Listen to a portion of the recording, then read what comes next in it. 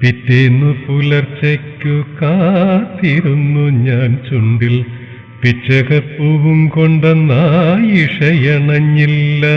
തുളഞ്ഞിട്ടുണ്ടാവുമാ പിഞ്ചിളം കരളിലൻ കളിവാക്കെല്ലാം എത്ര പാപമാണ് പെൺകുട്ടി.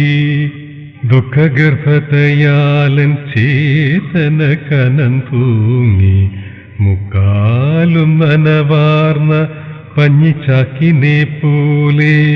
ദുഃഖഗർഭതയാലൻ ചേതന കനം തൂങ്ങി മുക്കാലും നനവാർന്ന പഞ്ഞിച്ചാക്കിനെ പോലെ. ഓമലിൻ കരളിന്റെ ഭാഗത്തു കരളല്ലൊരോമന മലർക്കാവാണ പൂക്കൾ വാടിക്കൂടാ.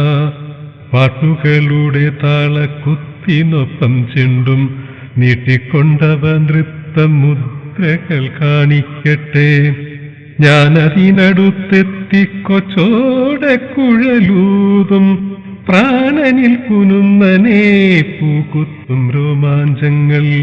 ചിന്തകളുടെ നടക്കാവുകൾക്കുള്ളിൽ നാടി സ്പന്ദങ്ങൾ അടക്കി ഞാൻ കാത്തിരിക്കുമ്പോൾ മുടന്തിക്കൊണ്ടൻ വീട്ടിലദ്രമാൻ വന്നു വേഗം. കടന്നൽ കുത്തേറ്റ പോൽ ഞാൻ ഞെട്ടിത്തിരിഞ്ഞുപോയി. ഉമ്മറത്തയാൽ പാലിൻ പാത്രവും വെച്ചിട്ടോതി. ഞമ്മളെ തലേവിധി തുടയ്ക്കാൻ കൈലേസില്ല. ആയിഷയ്ക്കെന്തുണ്ടായി തേങ്ങുമെൻ ഹൃദയത്തിനായിരം ചിറ്റോളങ്ങൾ ചോദിച്ചതാണീ ചോദ്യം. ആയിഷയുടെ നിക്കാഹ് ഇന്നലെ കഴിഞ്ഞവൾ പോയിരിക്കുകയാണു നഗരത്തിലെ വീട്ടിൽ.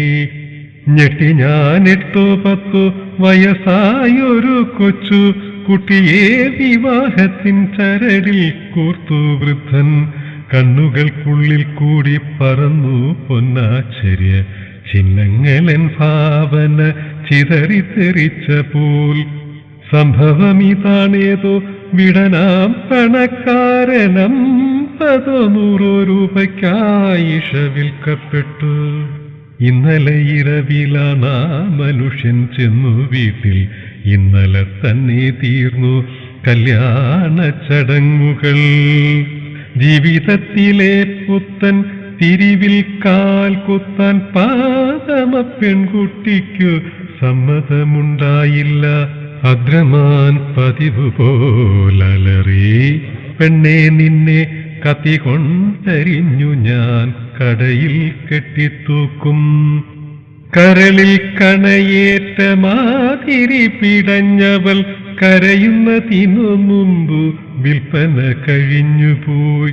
ക്രൂരമാം സമുദായ കെട്ടുകളുടെ കാരാകാരത്തിൽ കയ്യാളുകൾ നിയമം കുറിക്കുമ്പോൾ 1000 കിളിയെത്ര ചിറകിട്ടടിച്ചാലും 1000 വഴികളെ തകർക്കാൻ കഴിയില്ല.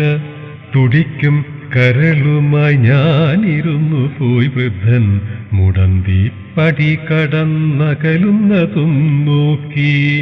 പട്ടണത്തിലെ മാംസപ്പീടികയ്ക്കുള്ളിൽ 4 മുട്ടനാടുകൾ, പുത്തൻ മുട്ടനാടുകൾ വന്നു.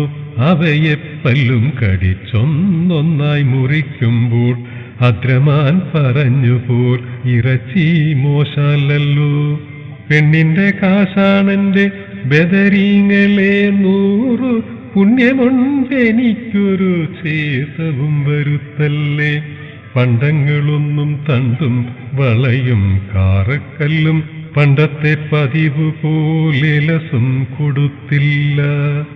എന്നിട്ടുമാണുങ്ങളെ പോലയാൾ രൂപ എണ്ണി തന്നതാണയാളെന്റെ പെണ്ണിനെ നോക്കിക്കൊള്ളും.